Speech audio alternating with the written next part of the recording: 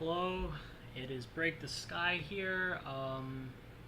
Just wanted to do a quick video in defense of OG.n0tail and really OG in general, because I've noticed this for OG more than I think almost any other team. Maybe Alliance would be the other biggest one, but they haven't been, to put it lightly, relevant in the pro scene for, at least in a tier 1 sense, for a while. Last time I remember was around TI6. They were like when they had S4 still on, and Bulldog came back, and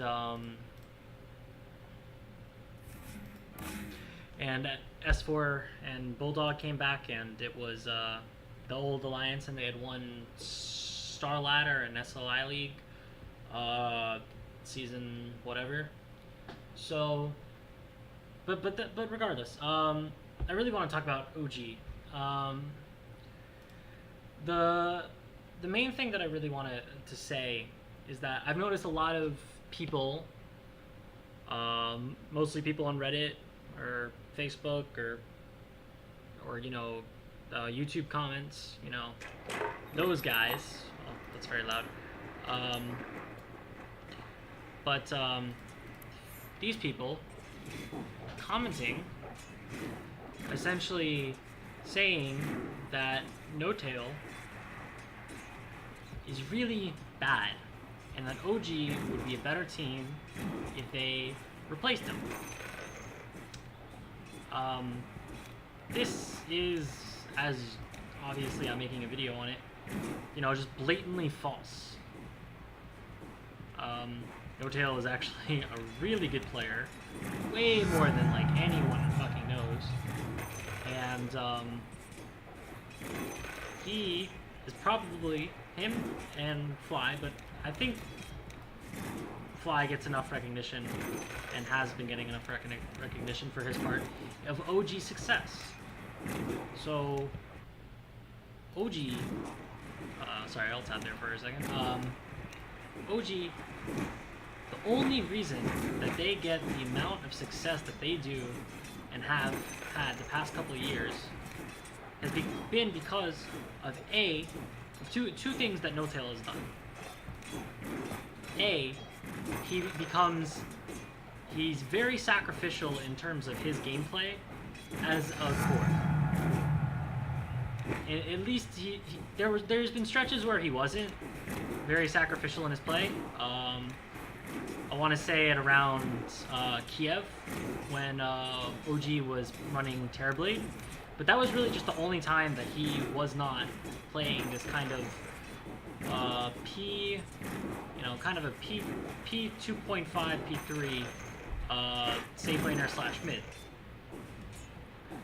Essentially, what he does is, because he's actually very versatile as a player, is he, they pick him as hero, and then they essentially let him have his lane farm. This is what they did, especially with Ana, which is why they had a little bit of a problem adjusting to when Resolution, changed up. Is that they would get n0tail his lane farm, and then they'd sack Ana. Ana being probably one of the better players with like one of the best comeback mechanics and being essentially untiltable, which I have no idea how he did that. But essentially,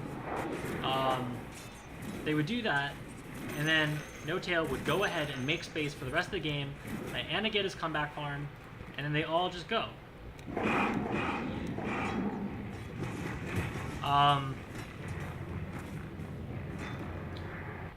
So that was what their strategy was when Ana was on the team. They would sacrifice Ana for the first 10 minutes. n0tail would get his key, he'd get his Blink Dagger, he'd get his armlet, he'd get his helm, whatever he needed on whatever hero he was playing, Chaos Knight, Naga, whatever. He'd get that one item that would allow him to fight early or have an impact early. And then he would just make space. He was that position he was playing. He was doing what S4 used to do from mid. He would create space with his hero, and essentially let Bulldog and Loda do all the hard carrying. That was OG.n0tail's role. And when Resolution came in, this changed a little bit because Resolution, while an amazing player, did not have the same comeback ability that Ana had. Not that he can't make amazing comebacks. We see it, especially when he plays Invoker, and they still do this to an extent. But that's what the game plan had to change a little bit because Resolution's hero pool was a little different than Ana's, and the meta had changed.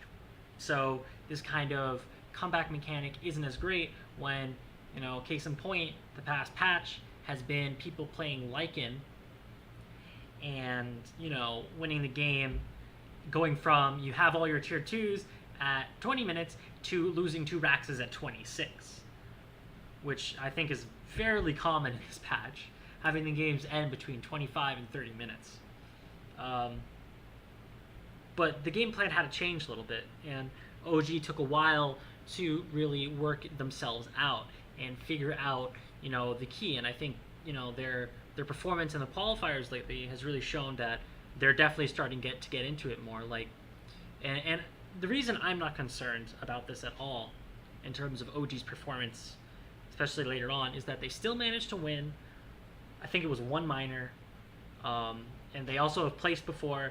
I think they're sitting at 9th right now on the DPC points,